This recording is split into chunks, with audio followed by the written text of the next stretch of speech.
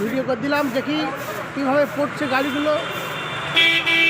এই গাড়িগুলো বর্ডারের আছে, এই গাড়িগুলো কি বর্ডারের আছে?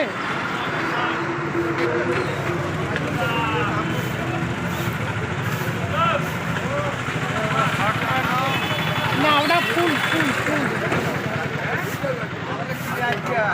কি পরিস্থিতি, কি অবস্থা একটু দেখি দেই মানুষকে যে কি অবস্থায় চলছে এখন।